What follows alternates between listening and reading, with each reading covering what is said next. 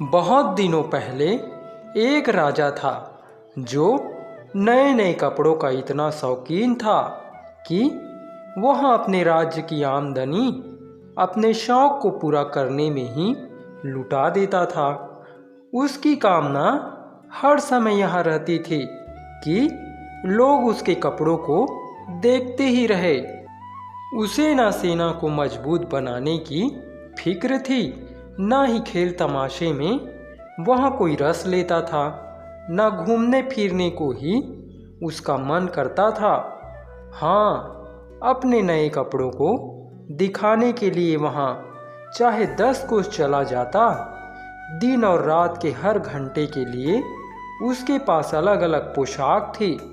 जिस तरह किसी राज्य में राजा के बारे में पूछने पर उत्तर मिलता है कि वह अपने मंत्रियों की बैठक में है, उसी तरह यदि कोई इस राजा के बारे में पूछता कि वह कहाँ है, तो उत्तर मिलता कि वह पोशाक बदलने वाले कमरे में है।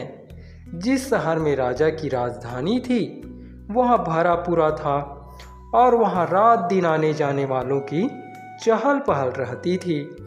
कोई ही दिन ऐसा गुजरता होगा जिस दिन बाहर से आने वाले लोग सैकड़ों की तादाद में राजधानी के बाजारों में दिखाई ना पड़ते हो। इन्हीं में एक दिन 2 ठग भी आए। उन्होंने लोगों को बताया कि वे बुनकर हैं और ऐसा बढ़िया कपड़ा बुनना जानते हैं कि सारे संसार में दिया लेकर ढूंढने पर भी नहीं मिल सकता। यहाँ तक कि कोई उसकी कल्पना तक नहीं कर सकता। न केवल उस कपड़े का रंग और डिजाइन ही सुंदर होगा, बल्कि उसमें यह भी विशेषता होगी कि जो आदमी अपने पद के योग्य नहीं होगा या हद दर्जे का बेवकूफ़ होगा, उसे वे वस्त्र दिखाई तक नहीं देंगे। राजा ने मन ही मन सोचा, इस तरह के वस्त्र तो अनमोल होंगे। यदि मैं ऐसे कपड़े पहन लूं तो मुझे पलक मारते उन लोगों का पता मिल जाएगा जो अपने अपने पदों के योग्य नहीं हैं। तब मैं अपनी प्रजा में से होशियार लोगों को भी चुन पाऊंगा। इनसे अपने लिए कपड़े बनवाता हूँ। और उसने उन ठगों को कपड़ा बनाने के लिए फौरन ढेर सारा रुपया दिया और कहा कि वे फौरन काम शुरू कर दे। ठगों ने एक करघा लगाया और ऐसे दिखाने लगे जैसे कपड़ा बुन रहे हो, पर करघा खाली था। उन्होंने राजा से बढ़िया रेशम और सोने के तार मांगे थे, पर उन्हें इस्तेमाल करने की जगह अपने झोलों में छिपा लिया। देर रात तक वे खाली करघे के सामने बैठकर ऐसा जाहिर करते थे जैसा कपड़ा बुन रहे हो। और राजा ने सोचा, देखूं तो सही वे कैसे काम कर रहे हैं। पर यहाँ भी सोचकर उसका दिल अजीब ढंग से धड़कने लगा कि जो बेवकूफ़ और अपने पद के लिए लायक नहीं है, वह उस कपड़े को देख भी नहीं पाएगा। उसे यह चिंता नहीं थी कि उसके अपने साथ ऐसा होगा। फिर भी उसने सोचा कि पहली बार यह देखने के लिए कि वे कैसा काम कर रहे हैं, किसी और को भेजना चाहिए। पूरे शहर में सब ने कपड़े के जादुई गुण के बारे में सुना था। सभी यह जानने को बेचैन थे कि उनका पड़ोसी कितना बेवकूफ़ और बेकार है। राजा ने सोचा, मैं अपने वफादार प्रधानमंत्री को भेजता हूँ। वह देख कर आएगा कि जुलाहों का काम कैसा चल रहा है। वह होशियार और अपने काम में लायक आदमी है। अगर कोई जांच कर सकता है तो यह वही होगा। प्रधानमंत्री अच्छे स्वभाव वाला बूढ़ा आदमी था। जब वह उस कमरे में पहुंचा जहां जुलाहे काम कर रहे थे, तो उसने देखा कि करघा खाली था। उसने अपनी आंखें बंद की, फिर खोली और सोचने लगा, हे भगवान, मुझे बचाओ। मुझे तो एक भी चीज़ दिखाई नहीं दे रही। फिर भी वहाँ कुछ बोला नहीं। ठगों ने उसे करघे के पास बुलाया, जिससे वहाँ उनके बनाए कपड़े का रंग और डिजाइन देख सके। खाली करगे की तरफ इशारा करके उससे देखने को कहा। बेचारा प्रधानमंत्री मंत्री करघे के एकदम निकट आकर आंखें फाड़ फाड़ कर देखने लगा, मगर उसे फिर भी कुछ दिखाई नहीं दिया। दिखाई तो तब देता जब वहाँ कुछ होता। उसने मन में सोचा कि क्या ऐसा भी संभव हो सकता है कि मैं मूर्ख हूँ। मुझे तो इस बात का गुमान तक भी नहीं था। मगर खैर, अब तो यह बात किसी पर प्रकट नहीं होनी चाहिए। और भला क्या ऐसा भी हो सकता है कि मैं अपने पद की योग्य न हूँ? ओह, यह बताने से तो कतई काम नहीं चलेगा कि मुझे कपड़ा दिखाई नहीं देता। अरे, आपने हमारे काम के बारे में अभी तक भी कुछ नहीं बताया। दोनों ठगों में से एक बोला, ओह, यह कपड़ा तो बहुत सुंदर है, बहुत लुभावना है। बूढ़े मंत्री ने कहा। फिर और भी निकट से अपने चश्मे को संभालते हुए उसने कहा, डिजाइन भी सुंदर है और रंग का तो कहना ही क्या। अब मैं राजा साहब को कपड़े का राई रत्ती हाल बता सकता हूँ। बहुत शानदार कपड़ा है। हमें यह जानकर बहुत प्रसन्नता हुई। दोनों बुनकर बोली। फिर उन्होंने कपड़े के डिजाइन और रंग की बारीकियां मंत्री को समझाने का प्रयत्न किया। मंत्री सब ध्यान देकर सुनता रहा, जिससे राजा साहब के सामने कपड़े की सुंदरता बयान करते समय वह सारी बातें बता सके और उन्हीं शब्दों का प्रयोग कर सके जिनके द्वारा दोनों ठग कपड़े की बारीकियां समझा रहे थे। उसने ऐसा ही किया भी। अब दोनों ठगों ने और अधिक रेशम, सोने के तारों और धन की फरमाइश की। तुरंत सब चीज़ें उन्हें दी गई। उन्होंने सब चीज़ों का भी निवाला बनाया और आराम के साथ फिर अपने निरर्थक धंधे में जुट गए। वहीं खटाखट खटाखट और हवा की बुनाई जारी रही। एक दिन राजा ने एक दूसरे कुशल मंत्री को यहाँ देखने के लिए भेजा कि बुनकरों का काम कैसा चल रहा है। उसके साथ भी बिल्कुल वैसी ही घटना घटी। वह यहाँ देखकर हक्का बक्का रह गया कि करघों पर कुछ भी दिखाई नहीं दे रहा। क्या ख्याल है आपका, कपड़ा सुंदर है या नहीं? दोनों ठगों ने उससे भी यही सवाल किया और साथ के साथ उस झूठ मूठ के कपड़े के डिजाइन और रंगों की सुंदरता बखानना आरंभ कर दिया। मैं मूर्ख तो नहीं हूँ, उस मंत्री ने सोचा, ना ही मैं अपने पद के लिए योग्य हूँ। हाँ, यह हो सकता है कि राजा साहब ने जिस काम के लिए मुझे अब भेजा है मैं उसी के योग्य हूँ। है तो यह बड़ी अजीब बात, पर पता इसका किसी को नहीं चलना चाहिए। इसलिए उसने भी कपड़े की तारीफ और उसके रंगों तथा डिजाइन को खूब सराहा। फिर राजा के पास जाकर बोला, कपड़ा वास्तव में बहुत ही प्यारा है और आज तक किसी ने ऐसा कपड़ा नहीं देखा होगा। शहर में जिसके मुंह से सुनो कपड़े की तारीफ हो रही है। अब तो राजा ने उसे स्वयं भी देखना चाहा। बाद में तो सामने आएगा ही, मगर करघे पर बुना जाता देखने में और ही बात थी। इसलिए राजा ने बहुत से सभासदों को अपने साथ लिया और कपड़ा देखने के लिए चल दिया। उन सभासदों में वे ईमानदार और बुद्धिमान मंत्री भी थे जो पहले कपड़ा देखने गए थे। जब राजा दोनों ठगों के पास पहुंचा तो उसने देखा कि दोनों के दोनों पसीने पसीने हो रहे हैं और तेजी के साथ मशीन की तरह अपना काम कर रहे हैं। हालांकि उनके पास एक भी सूत का रेशा नहीं था। कितना शानदार कपड़ा है, दोनों मंत्रियों ने कहा। महाराज, तनिक और निकट चलकर देखिए और इस कपड़े के डिजाइन और रंगों को सराहिए। उन्होंने खाली करघों की ओर इशारा किया। वे समझते थे कि चाहे उन्हें कपड़ा दिखाई ना दे रहा हो, मगर औरों को तो जरूर दिखाई दे रहा होगा। यह क्या? राजा सोचने लगा। वाह, यहाँ तो कुछ दिखाई ही नहीं दे रहा है। वहाँ तो बड़ी गड़बड़ की बात हुई।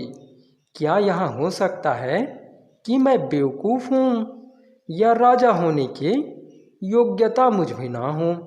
यहाँ तो मेरे लिए बड़ी खराब बात होगी और सारे राज्य में मेरी बदनामी हो जाएगी। इसलिए उसने प्रकट में कहा, हाँ, सचमुच कपड़ा बहुत सुंदर है, मैं इसे बहुत पसंद करता हूँ। और वहाँ खाली करघों की ओर देख देख कर इस तरह मुस्कुराने लगा मानो डिजाइन की परख करने के बाद वहाँ उस पर मोहित हो गया हो। यहाँ तो वह किसी भी तरह स्वीकार करने को तत्पर नहीं था कि उसे कुछ भी दिखाई ना दे रहा है। लोगों ने वाह वाह की झड़ी लगा दी। जितने मुंह उतनी बातें। कपड़ा सुंदर है, बढ़िया है, शानदार है, रोबीला है, ऐसा है वैसा है। और सभी प्रसन्न हो रहे थे, मानो उन्होंने कपड़े को अपनी आंखों देखा है। राजा ने तुरंत उन्हें राजकीय बुनकर के पद प्रदान किए और आज्ञा दी कि उन पदकों को वे अपने अपने कोटों के काजों में लगा ले। राजा के सभासदों ने उसे सलाह दी कि उन मूल्यवान कपड़ों को आने वाले महासम्मेलन के दिन पहना जाए। राजा ने उनकी बात मान ली। जिस दिन महासम्मेलन का जुलूस निकालना था, उससे पहली रात को दोनों ठग जाकर काम करते रहे और 20 अंडे उन दोनों ने जलवाए रखे। हर आदमी देख सकता था कि वे दोनों राजा के नए कपड़े तैयार करने में जमीन आसमान एक कर रहे हैं। उन लोगों ने ऐसा दिखाया मानो कपड़ा करघों पर से उतर गया है। अब उन्होंने बड़ी बड़ी तेज कैंचियाँ ली और बड़े कायदे से हवा में ही चलाया। फिर बिना धागे की सुइयाँ लेकर ऐसा दिखावा किया मानो कपड़े सिए जा रहे हैं। अंत में जुलूस के समय से थोड़ी ही देर पहले वे हाथ पैर झाड़कर निबट गए, मानो बड़ा भारी किला फतह कर डाला हो। उन्होंने संदेशवाहक से कहा, देख नहीं रहे हो, कपड़े तैयार हो गए हैं, राजा साहब को सूचना दो। संदेशवाहक तुरंत जाकर राजा को खबर दे आया, महाराज, बहुत बढ़िया कपड़े सिलकर तैयार हो गए हैं, मैंने अपनी आँखों से देखे हैं। राजा अपने साथियों को लेकर स्वयं तैयार कपड़ों को देखने के लिए आया। ठगों ने अपने एक एक हाथ फैलाकर इस तरह दिखाए मानो बड़े कीमती कपड़े पहन रखे हो। एक बोला, देखिए महाराज, इस प्रकार के कपड़े सारी दुनिया में देखने को नहीं मिलेंगे। यह देखिए, गले की काट बिल्कुल नए तर्ज की है और आस्तीन के घुमाव पर झोल की छाया तक नहीं है, और कमर तो मानो स्वयं राजा की कमर का मुकाबला कर रही है। हुजूर, इन कपड़ों को पहनकर न केवल आप अपने राज्य के राजा दिखाई देंगे, बल्कि फैशन के राजा भी कहलाएंगे। इन कपड़ों की बारीकी को देखिए, इसकी वजह से इनमें वजन भी मकड़ी के जाले से अधिक नहीं है। जो उन्हें पहनता है उसे यही मालूम नहीं होता कि वहाँ कुछ पहने हुए भी है, लेकिन इसी में तो इन कपड़ों की खूबसूरती छिपी हुई है। जी हाँ, यह बात 100% सही है, सारे सभासद बोल उठे। मगर वास्तव में उन्होंने देखा कुछ नहीं था, क्योंकि था ही कुछ नहीं जिसे वे देखते। अगर महाराज अपने कपड़े उतार डाले तो हम यहीं शीशे के सामने महाराज को ये नए शानदार वस्त्र पहना दे, ठगों ने कहा। राजा ने अपने सारे कपड़े उतार डाले। ठगों ने एक के बाद एक राजकीय वस्त्र राजा को पहनाने का दिखावा किया और राजा भी जैसे जैसे वे कहते गए वैसे वैसे हरकत करता गया। यही नहीं, लोगों को यह दिखाने के लिए कि वह अपने नए वस्त्रों को कितने ढंग से पहन रहा है, शीशे के सामने खड़े राजा साहब कभी झुकते, कभी सीधे होकर कॉलर झटकाते मालूम होते। सभी लोग चिल्ला उठे, वाह वाह, कितने नफीस कपड़े हैं, कमाल है, ऐसा नमूना आज तक नहीं देखा था। रंग तो इंद्रधनुष को मात करते हैं, डिजाइन आज तक ऐसा नहीं निकला था। बहुत शानदार राशि पोशाक है। मुख्य चौबदार ने कहा, महाराज, आपका छत्र आपको ले जाने के लिए बाहर प्रतीक्षा कर रहा है। ठीक है, हम तैयार हैं। राजा ने कहा, क्यों, फिट हो गए ना?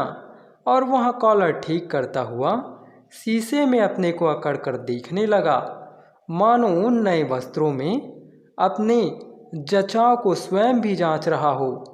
राजा के लंबे लटकते चलने वाले चोगे को उठाने वाले दासों ने नीचे झुककर ऐसा दिखावा किया मानो सचमुच पोशाक को कायदे से उठाकर चल रहे हों।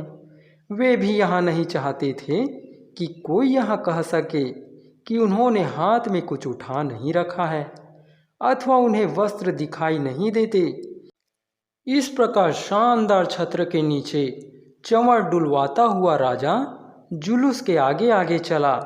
सड़क के दोनों ओर खड़े तथा खिड़कियों पर लदे स्त्रियों और पुरुषों ने गला फाड़ फाड़ कर राजा के कपड़ों की प्रशंसा की। क्या सुंदर और फिट पोशाक है, क्या शानदार फैशन है, संसार का कोई वस्त्र इनका मुकाबला नहीं कर सकता। कितना सुंदर चोगा लटकता जा रहा है।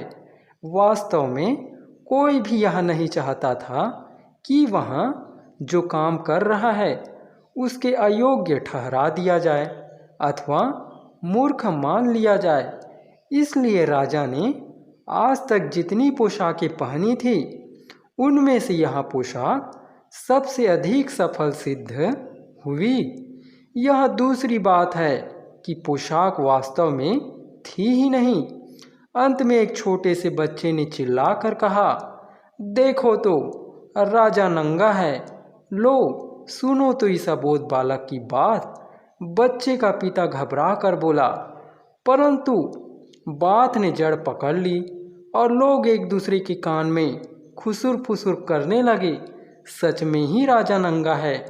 अंत में सब लोग चिल्ला पड़े, राजा ने कोई कपड़ा नहीं पहन रखा है, सब वहम है। राजा बड़े चक्कर में पड़ा क्योंकि मन ही मन वहाँ समझ रहा था कि वे लोग सही कह रहे हैं, मगर उसने सोचा कि जब इसे शुरू ही कर दिया गया है तो अंत करके छोड़ना चाहिए, नहीं तो बड़ी हेठी होगी। जुलूस आगे बढ़ता चला गया और दास लोग उस पोशाक को थामे लिए चलते रहे जो थी ही नहीं।